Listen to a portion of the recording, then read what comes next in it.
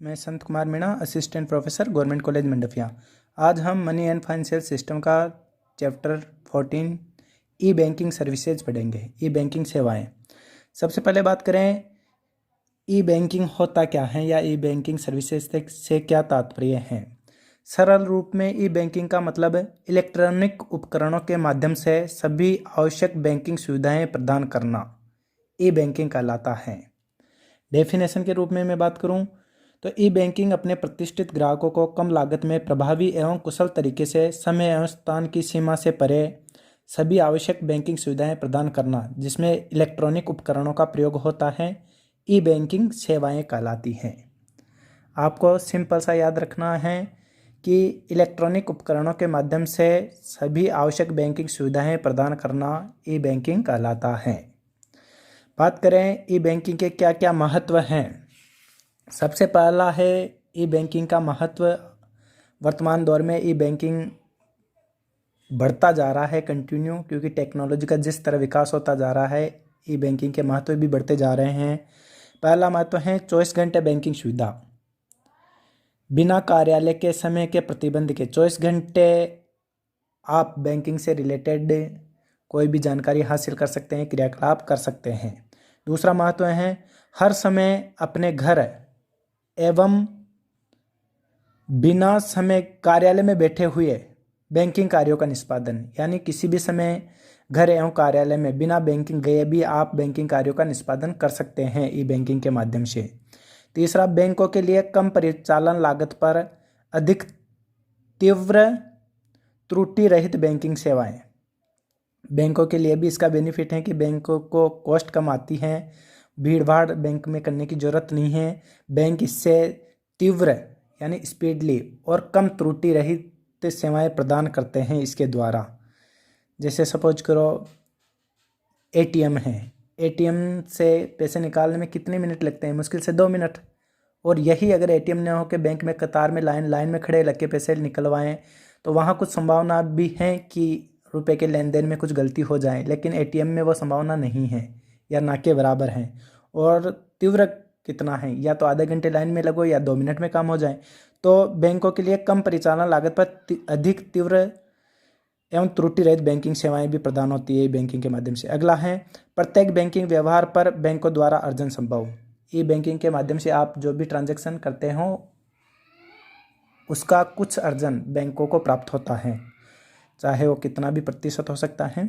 और लास्ट है गुणवत्तापूर्ण बैंकिंग से ग्राहक संतुष्टि के स्तर में वृद्धि। बैंक जिस प्रकार ई बैंकिंग के माध्यम से सेवाएं दे रहे हैं उससे कस्टमर में का जो सेटिस्फेक्शन लेवल है बैंक के प्रति वो बढ़ता जा रहा है, संतुष्टि स्तर में वृद्धि हो रही है, क्योंकि व्यक्ति को बैंक नहीं जाना पड़ रहा। सारे बैंकिंग कार्य वो घर बैठे अपने आप आसानी से कर रहे हैं, चाहे बैंक पैसों का लेन देन हो, निकालना हो, एंट्री हो, सब कुछ ऑटोमेटिक ऑनलाइन हो रहा है। इस वजह से ग्राहक के संतुष्टि स्तर में वृद्धि हो रही है। अब बात करें प्रमुख ई बैंकिंग सेवाएं कौन कौन सी हैं या उत्पाद कौन कौन से हैं जो बैंक के द्वारा प्रोवाइड हैं। ई बैंकिंग सेवाओं की बात करें तो सबसे पहला आता है ATM, full form automatic teller machine. ये क्या काम आती है आप सभी जानते हैं। इसके द्वारा धन की निकासी, धन जमा करना, बैलेंस चेक करना, मिनी स्टेटमेंट करना, ये सब कार्य इसके द्वारा होते हैं एटीएम के द्वारा। दूसरा है इंटरनेट बैंकिंग। इंटरनेट बैंकिंग क्या है, इंटरनेट के माध्यम से बैंकिंग कार्यों को संपादित करना इंटरनेट बैंकिंग कहलाता है। सीधा सा तात्पर्य है आप कहीं पे भी इंटरनेट की सुविधा लेकर, चाहे ऑफिस में, घर पे, इंटरनेट का उपयोग करके बैंकिंग कार्यों का संपादन करते हो, उसे पर्सनल कंप्यूटर के द्वारा उसे इंटरनेट बैंकिंग कहा जाता है। Tele banking. टेली बैंकिंग का क्या मतलब है, टेली बैंकिंग का मतलब टेलीफोन के द्वारा। टेलीफोन के द्वारा आप बैंकिंग जो ट्रांजैक्शंस हैं उनका उत्पादन करते हो, उन्हें टेली बैंक की संज्ञा दी जाती है। जैसे ग्राहक अपने फ़ोन के माध्यम से खाते का शेष की जानकारी, धन हस्तांतरण की जानकारी, बिलों का भुगतान, चेक बुक एवं डिमांड ड्राफ्ट आदि सुविधाएं वीआरएस वॉइस रेस्पॉन्स सिस्टम की सहायता से प्राप्त करता है। इसमें ग्राहकों को फ़ोन पासवर्ड का उपयोग करना होता है, पासवर्ड भी होता है, मतलब टेलीफोन के माध्यम से आप बैंकिंग ट्रांजैक्शंस को उपयोग में करते हो, वो टेली बैंकिंग कहलाता है। एम बैंकिंग, मोबाइल बैंकिंग, ये क्या है, मोबाइल फ़ोन के प्रचलन के पश्चात मोबाइल बैंकिंग की डिमांड बढ़ गई, मोबाइल बैंक प्रचलन में ज़्यादा आ गया। इसमें उच्च स्तरीय स्मार्टफोन के माध्यम से बैंकिंग सुविधाओं का विस्तार हुआ है। बैंक अपने ग्राहक को मोबाइल ऐप उपलब्ध करवाता है। आप अपने स्मार्टफोन में मोबाइल ऐप डाउनलोड करके रख सकते हो। विभिन्न ऐप हैं, जैसे SBI बैंक का SBI ऐप है, केनरा बैंक का केनरा ऐप के नाम से हैं। वैसे डिफरेंट बैंकों के डिफरेंट ऐप हैं और उन ऐप के माध्यम से आप उन बैंकों के ट्रांजैक्शंस आसानी से कर सकते हो मोबाइल स्मार्टफोन के ज़रिए। तो ये मोबाइल बैंकिंग कहलाती है। नेक्स्ट है EPS, electronic payment system. Electronic payment system क्या है? व्यापारिक लेन देनों में सहयोग करने हेतु बैंक अपने ग्राहकों को सौदों के भुगतान को सहज सुगम बनाने हेतु EPS, इलेक्ट्रॉनिक पेमेंट सिस्टम के रूप में इलेक्ट्रॉनिक भुगतान प्रणाली उपलब्ध कराता है। यह एक कागज रहित मौद्रिक लेन देन है जो विभिन्न तरीकों से संपन्न किए जाते हैं।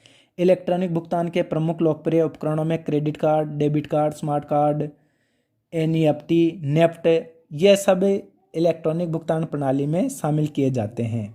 यानी आप इलेक्ट्रॉनिक माध्यम से किस प्रकार भुगतान प्राप्त करते हो या भुगतान करते हो, ये EPS इलेक्ट्रॉनिक पेमेंट सिस्टम कहलाता है। और इसके उपकरण की बात करें तो debit card, credit card, smart card, NEFT, ये इसमें शामिल हैं। नेक्स्ट है RTGS, real time gross settlement. ग्राहक द्वारा व्यक्तिगत रूप से दिए गए आदेश के आधार पर त्वरित धन हस्तांतरण हेतु RTGS का उपयोग किया जाता है। रियल टाइम का अर्थ है तत्काल अथवा कुछ समय बाद। ग्रॉस सेटलमेंट का अर्थ है धन हस्तांतरण के निर्देश का पालन ग्राहक से आदेश प्राप्त होते ही। यानी रियल टाइम ग्रॉस सेटलमेंट, जैसे ही कस्टमर से आदेश प्राप्त हों उस ट्रांजैक्शंस का त्वरित पालना की जाए, ये RTGS कहलाता है। उसका RTGS कहलाता है। इसमें तत्काल समाशोधन हो जाता है। जैसे ही कस्टमर से आदेश प्राप्त होगा या रिक्वेस्ट प्राप्त होगी, उसके तुरंत थोड़ी देर बाद में ही ग्रॉस सेटलमेंट हो जाएगा, यानी धन का हस्तांतरण ग्राहक के निर्देशन अनुसार कर दिया जाता है। ये RTGS कहलाता है। फिर है NEFT, national electronic fund transfer. इसमें क्या होता है, नेफ्ट में एक बैंक या बैंक शाखा दूसरे बैंक या उसकी शाखा में धन के इलेक्ट्रॉनिक हस्तांतरण की प्रणाली नेफ्ट के रूप में जानी जाती है। यानी दो बैंकों के मध्य ट्रांजैक्शन नेफ्ट के माध्यम से किए जाते हैं। ग्राहक के निर्देशानुसार उसके खाते में जमा राशि लगभग 24 घंटे में अन्य खाते में हस्तांतरित की जाती है। आमतौर पर रिटेल बैंकिंग में इसका उपयोग किया जाता है। और नेफ्ट का उपयोग मेनली दो बैंकों के बीच ट्रांजैक्शन हेतु किया जाता है। नेक्स्ट है electronic clearing system, ECS। Electronic clearing service एक बैंक खाते से दूसरे बैंक खाते में धन हस्तांतरण के लिए इलेक्ट्रॉनिक मोड है।